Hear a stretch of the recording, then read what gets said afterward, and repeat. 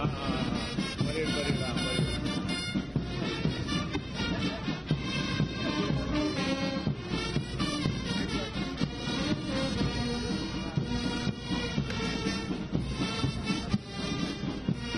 2024 महाराष्ट्र राज्याचा 65वा स्थापना दिन।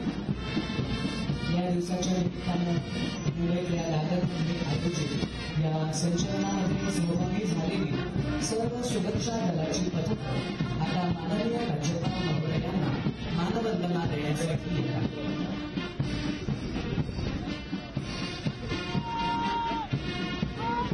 आपल्या राज्याच्या अंतर्गत सुरक्षेचं एक दर्शनच आपल्याला या संचलनामधून घडत असतं।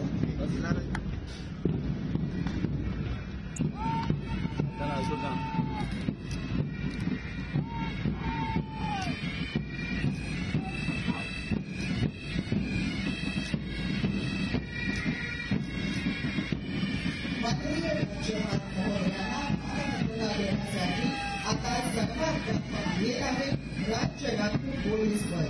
6 मार्च 1948 रोजी स्थापना झालेल्या दलाचं ध्येय आहे महाराष्ट्र राज्य हे देशाचं सर्वोत्कृष्ट राज्य सशस्त्र पोलीस दल बनवणं।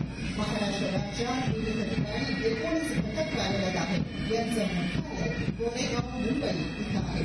या पथकाचं नेतृत्व करतात पोलीस निरीक्षक दिगंबर लांडे, पोलीस उपनिरीक्षक विशाल कांबळे, पोलीस उपनिरीक्षक महेश साळुंखे।